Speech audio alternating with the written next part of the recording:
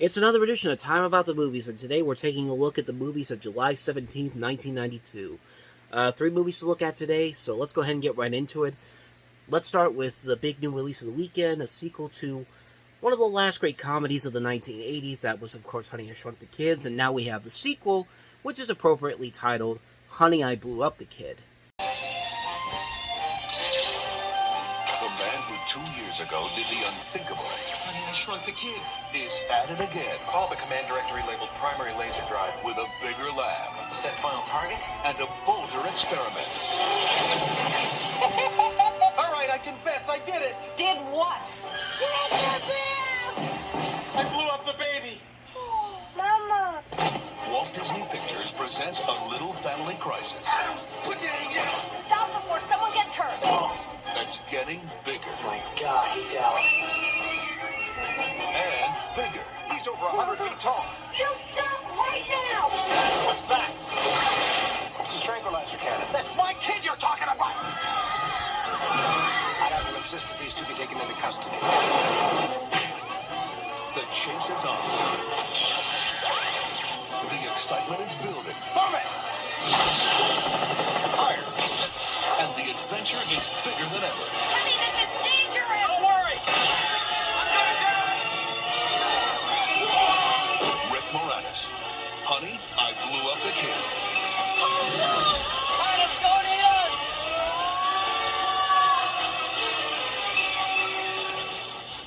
You know, because the first movie was called Honey, I Shrunk the Kids, and they made him little. Now it's Honey, I Blew Up the Kid, which makes him bigger now. Which I gotta say, for Disney, to call this Honey, I Blew Up the Kid, for them to do that, that's pretty funny when you think about it. But also very interesting how in 2 weeks we had two different movies that have Las Vegas climaxes at the end of it. Cool World had it there, and then we have it here in Honey, I Blew Up the Kid. I mean, okay, like I said, it makes sense that the sequel to this would be making the kid bigger than compared to the first movie where they made him little. But at the same time, you can definitely look at this movie and tell that it's a very underwhelming sequel. I mean, this is pretty much the same movie as the first film, except not as exciting, not as engaging, or not as intense as the first movie was, which made it so great, such a great film that still holds up many years later. But this movie in particular, you knew that going in that this was, I kind of knew going in that this was going to be a much more family-friendly oriented sequel, since the first one was pretty heavy on the intense action going on. But again, that's what made it fun. It was a fun adventure film, and here, they basically just took the safest route possible, made it very kid-friendly, made it a lot more cuter, made it a lot more sillier and goofier, and I don't know, it just didn't work for me. It's not a bad movie at all, but it's definitely a step down from the first movie. There are definitely a lot more sillier and goofier moments here that even kids who are watching this movie are probably going to look at and it's like, you're going a little too safe on us, pal. But, I mean, to the movie's credit, there are moments in here that do still kind of hold up. I mean, I'll give the movie credit that there are a lot of fun things that make it worthwhile. For example, the animated opening that they have in this movie, where Wayne Szalinski's getting the shit smacked out of him through various things from the big baby. It's pretty funny. Like, it's one of the few moments in the film where it's just like, okay, that really got a good laugh out of me. And you also have the music of Bruce Broughton, who had done some work for Tiny Toon Adventures at the time, and some other shows and movies back then. But it's fun to listen to, and you know, for a movie the visuals in this still kind of hold up. The visual effects, I should say, they are still very impressive. Like the third act in this movie where they go to Las Vegas alone, that's really fun to watch just for the visuals, and you can tell that the effort was being put in there. And really, it holds up a lot better than a lot of CG movies that we've gotten over 30 years later have held up. I mean, this is a movie that was made 30 years ago, and the effects in some of these scenes still hold up to this very day, which is very impressive for this film.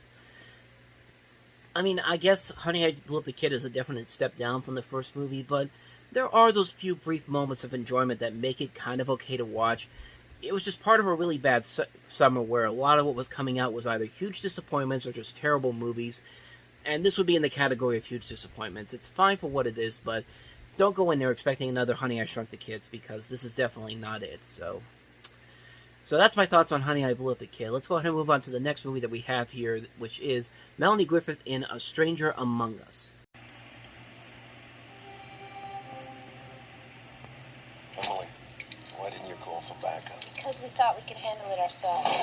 No, you thought you could handle it by yourself. You really are some cowboy. What do you got? Classic mob hit. 2 in the head, 1 in back. No sign of forced entry, no prints, latent or otherwise. Yakov knew his killer. We don't kill each other. We don't kill anybody. Yeah, well, there's a first time for everything. You're wrong. I got experience, okay? I know human nature. But you do not know our nature. Somebody that you love, somebody who you trust, is Yakov's killer. But the only way that I'm going to catch this person is if I'm as close to you as he is. They're like weird? No, they're not weird. They're nice people. While you are with us, you must respect our customs. It wouldn't be proper us alone in a room together. You guys got a lot of rules? Actually, there's 613. Go ahead, cheat a little. I won't tell. Aria, you're special. You look at me when the others turn away. You look at me and you talk to me. Can't I won't. What's going down? In a world of unseen danger What if you're right? What if it is one of us? and unspoken passion, When God created the universe, He made a match between every female and every male soul. lies a mystery. If they can get to one of you, then they can get to all of you. A mystery one woman is determined to solve. We don't want it! Melanie Griffith, a stranger among us. Okay, you knew I had to do it because, let's be honest, it was there for the taking, and it's probably the only thing you'll really get any enjoyment out of this particular movie because, man, this movie was rough. I mean, for Sidney Lumet, a great director, to have this and then to follow it up with Guilty of Sin the following year, this was not a good time for him, and this was coming towards the end of his career as a director, and he just picked a bad script here. This is not a very good movie whatsoever. I mean, you can honestly see why right off the bat. It's a ripoff of Witness. Like, we had Unlawful Entry earlier in the summer, which was basically a ripoff of Pacific Heights, except that one was done much better than the previous movie. This movie was not. This is a movie that just really fails miserably to try to capture the same spirit of something like Witness, but it's nothing like that, and it just doesn't work, mostly because of Melanie Griffith. I mean, she's a great actress, but she can't play a role like this and try to be that, is even though she's kind of being that same person that made her famous in the first place. Like, it's hard to play a tough as nails cop like this person is, and you really just don't get invested in the story whatsoever. You don't get invested with these Hasidic Jews, and it's kind of offensive to them the way they set this movie up. It's weird. Like, if I can look at a spoof of The Critic where they have Arnold Schwarzenegger as an undercover rabbi, and that makes more sense than anything in this movie, there's clearly a major problem here. So, but yeah, you can pretty much kind of predict everything that's going to happen. You can predict what the twist is going to be. She's going to fall in love with one of the people there, and it turns out that maybe he's the killer. And if you've seen these movies before, then you pretty much know how this is going to end. Like, it's really, you could literally predict what's going to happen 20 minutes into the movie, and once the crux of the plot comes in, you can automatically see where they're going to go from here. And really, there's nothing really more I can add to this that hasn't already been said about it. It's not a very good movie. It isn't shining through bad, but it's definitely not a good movie for Melanie Griffith in '92. She's not having a good streak so far, and it definitely, as you can just tell from that trailer, why it just didn't look like anything but Diet Witness. That's A Stranger Among Us, so let's go ahead and move on to the last movie here. Yet another disaster that came out this weekend with some high-profile names. We got Jack Nicholson and Ellen Barkin in Bob Raffleson's Man Trouble. Sex is often such a barrier to friendship between men and women. Not necessarily. Jack is back. What do you specialize in? Female troubles. In trouble again. Who is it this time? This is a very unique individual. Didn't I hear this before? About the hostess at Denny's? Jack Nicholson is Howie Bliss, an expert at training attack dogs. I want to show you what you can expect from a dog of this caliber. Ellen Barkin is Joan. Don't worry, we're going to get you to feel as safe as a little baby. She was looking for protection. Did she even ask me what it cost? Damn it, I really respect that. What she got was man trouble. Sorry. Don't need to send me no flowers, baby. Don't need no long Cadillac. You're right. I don't need a man with a monkey on his back. We're having a slight problem with Duke. That's more or less normal for most of your adult males. Jack Nicholson, why don't you let me take you out of this place and buy you a drink? Alan Barkin. You can go as slow as you want. Man trouble. Who says you can't teach an old dog new tricks? Of course, Bob Rafelson is best known for his work with Five Easy Pieces, The King of Marvin Gardens. We talked about one of his movies recently with Mountains of the Moon in '90, and he actually directed another Jack Nicholson bomb, which was The Postman Always Rings Twice, that came out over 10 years prior to this. And it wasn't because you not only had Rafelson as a director, you had Carol Eastman, who they both wrote and directed Five Easy Pieces. You also have Jack Nicholson, Ellen Barkin, a cast that also includes Harry Dean Stanton, Beverly D'Angelo, Michael McKean, Saul Rubinek, Veronica Cartwright.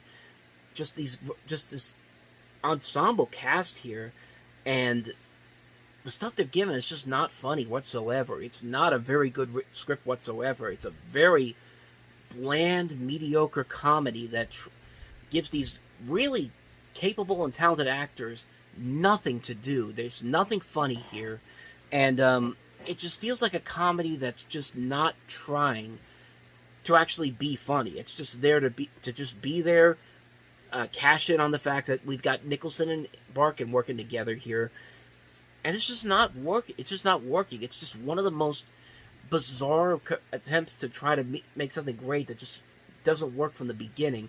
And Penta Pictures, by the way, is also the same people that gave us a delightful comedy, Folks, with Tom Selleck and Don Amici earlier in the year. So that should have been a warning sign right there that this company does not have real intentions to make any good movies. They just make crappy movies like this, and it's just not funny. It's not funny. It's not enjoyable on any level, shape, or form. It's a movie that's just not. It's just not a good movie. It's a movie that had a lot of ambition, had a lot of great people involved, had a big budget to work with. Didn't even make. What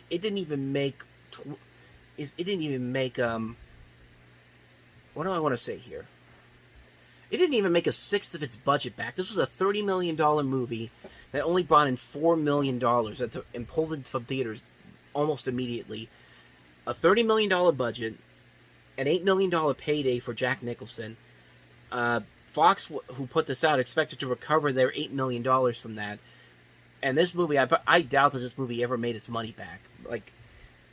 I really don't think this movie ever made its money back because nobody wanted to go see this movie for a good reason, because it's not a very funny movie. It's not enjoyable. It's very lackluster. It wastes so much talent on this cast, this director, this writer, who should know a lot better than to agree to this.